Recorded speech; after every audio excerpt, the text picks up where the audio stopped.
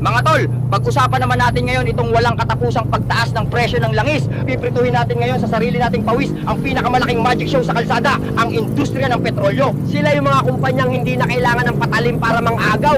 Nguso lang ng gasoline pump, simot ang laman ng pitaka mo. Silipin muna natin itong paborito nilang time travel pricing o ang magic ng lumang imbak. Kapag may sumabog na gulong o nagkairingan sa kabilang dulo ng mundo, kinabukasan, taas agad ang presyo ng krudo dito. Aba, teka lang, yung ibinebenta nyo ba sa mga tangke nyo ngayon, nabili nyo kahapon? Diba 3 buwan na yung nakatambay sa bodega nyo at binili nyo ng bagsak presyo? Bakit bagong presyo na ang singil nyo agad? Ang lupit ng galawan. Kapag pagtaas ng presyo, sasakay sa rocket ship, napakabilis. Pero kapag bumagsak ang presyo sa world market at kailangan na mag-rollback, biglang nagiging pagong. Ang palusot nila, uubusin muna raw yung lumang stock bago ibaba ang presyo. Laugh rip, Brad. Kapag tataas, world market prices agad. Kapag bababa, old stock pa rin. Ilatag din natin ang kamay na nakatali modus gamit ang deregulation law.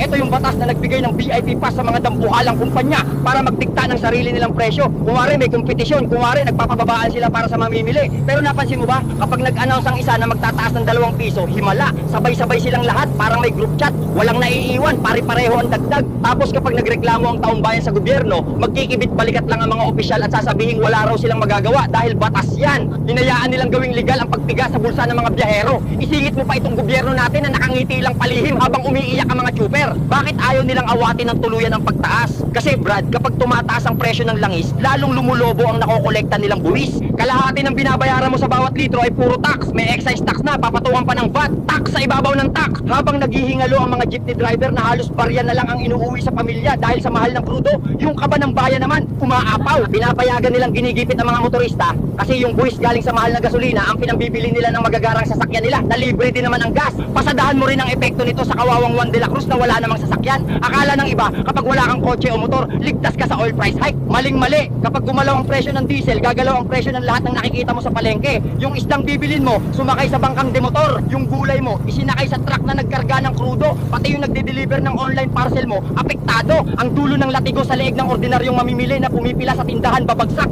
Ginigisa tayong lahat sa isang malaking kawali ng pagtaas ng presyo. Kaya ano ang malinaw sa lahat ng ito, tol? Pinipiga tayo ng mga negosyanteng hindi malulugi dahil ang puhunan nila ay ang mismong pangangailangan ng ordinaryong Pilipino araw-araw. Namamahalan ka sa gasolina, kaya mapipilitan ka maglakad. Pero kahit maglakad ka, pagbili mo ng bigas, mahal pa rin kasi mahal ang krudo nang nag-deliver. Wala kang kawala. Kaya kung hihingin mo ang huling pasya ko sa mga resibong unti-unting lumulumpo sa atin, ang tawag dyan, langis, mahal, bayan, sakal. Ah!